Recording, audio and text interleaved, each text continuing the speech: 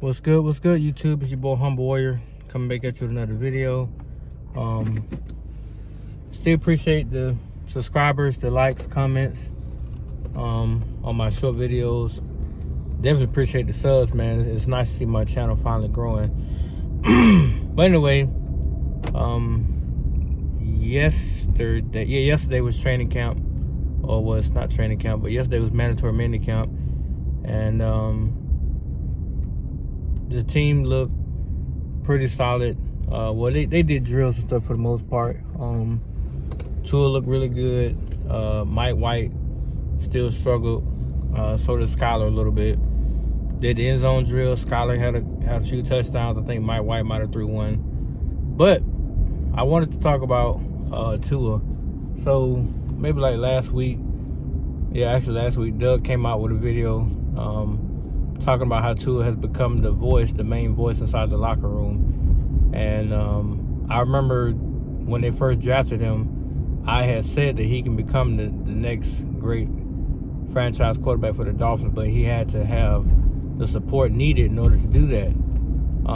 Last season, you saw that with the proper coaching and with the proper offensive play calling, he can become just that.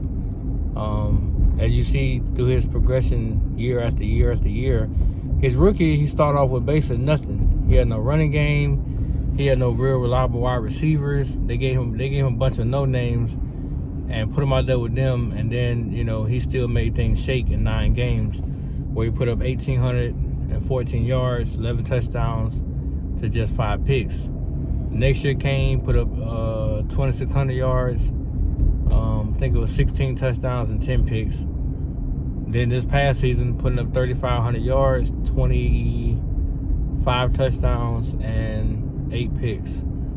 So the productivity level you can see is growing. It's mounting. Tyreek Hill came on his podcast and said that the offense is looking more and more explosive. It's very exciting. He told the fan base that based off last season, you should have a lot to get excited about, because they actually made tremendous stride from last season. And going into the offseason now, you can see that Tua's body's bigger. I think he has more muscle now. It's not fat as muscle. People say he's fatter. No, you really don't see fat. You see that he put on more muscle to be able to stay on the field and be more healthy, which is a good thing in his case, because the concussions, pretty much derailed his play. It derailed his season last year, and we don't want that to be repeated. Excuse me. He did his due diligence, went to the proper doctors, and they all informed him that he's not more susceptible to concussion than anybody else. So there's nothing to be majorly concerned about. He didn't have any long-term damage down the road. So that's a huge positive. But by him being the voice of the locker room, it shows you now that he's more and more taking responsibility as the sole leader of the team, as the actual heartbeat of the team. And you see now that with him, how much more productive they are versus without him. It is a clear indication that the Dolphins cannot do much without him being on the field. And that's an actual great thing, because at the end of the day, you need your best player to be that of your quarterback, because they're the person with the ball in their hands 99% of the time. But it also shows that, that they, no matter how much the media downplays him, tries to make him seem like he's average, he plays at an elite level, even though he can't stay healthy. And that's the biggest thing, is his health. I've said numerous times on other videos, he has to stay healthy, which I think this year going to be his breakout year in terms of playing a full season. And then we can see where his numbers are, because the schedule is in Miami's favor to pull off a lot of good wins. The biggest one could be Kansas City, and then behind that is Philadelphia. So they have a chance realistically to win like 13 games this year, which for them would be great. 13 win season. You could possibly lock up either the first or second seed with a home game, and you could be looking at a very, very deep playoff run. So I'm expecting them to put up big numbers. and I'm expecting him to do great things. But with Tua, and like I said about him being the voice, so it was reported, or it was actually,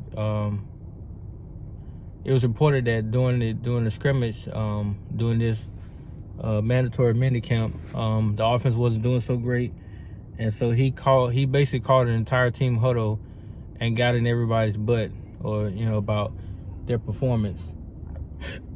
As Doug said, there's no problem with that. The only thing they say, if you're gonna be that way, to make sure you hope you're in the bargain and perform to a standard, which I know he's very capable of doing. He showed it. I'm just actually glad to hear that he's more vocal now, because in the past you could see that he wasn't. He'll more so shy away from saying things or even engaging with certain players about certain things. But I'm glad to see now that he's more vocal, more adamant about that. The team has to focus, because the end goal is win the Super Bowl. It's not to make the playoffs. It's not to make a deep playoff win. It is to win the Super Bowl. So this is what they consider a championship or bust season.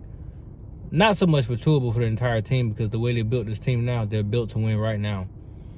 There's no tomorrow for them. Every week is a type win. It's a win or go home type situation.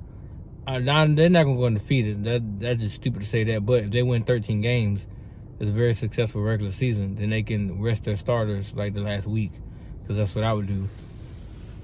Especially to lock up the second seed. I mean, in the AFC, it'd be nice to get the first seed, but we'll see between us and Kansas City. I think whoever wins that game, depending on the records, that's who's going to have the home field advantage throughout the playoffs. And it would be nice to be at, what's it called, Rock Stadium? Or, yeah, it'd be nice to be down there in Miami in January, in January, when it's like 70 degrees on a Friday, Saturday night for a playoff game. That would be beautiful.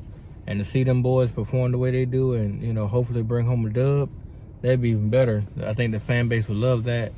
But I'm actually happy to hear that he's been more vocal, because they need it. He still has a very humble approach to him, but I think that mixture is what's going to help them get over the top, especially when they get into these tough situations and the game calls for either a game-winning drive or a game-winning touchdown, or just a game-clinching drive to end the game. I think he's going to be able to deliver more times than none, especially as the season progresses and they start facing more difficult opponents. But that's just my opinion, guys. Looking forward to hearing about training camps, how they perform out there, and then definitely a little bit preseason, then the regular season, ready to get it kicking. But let me know what you think, guys. How do you perceive Tua's progression in the offseason so far? What are your thoughts on it? Where do you think what numbers do you gonna put up this season? And do you think they're capable of making this year a Super Bowl run? Let me know what you think, guys. Peace.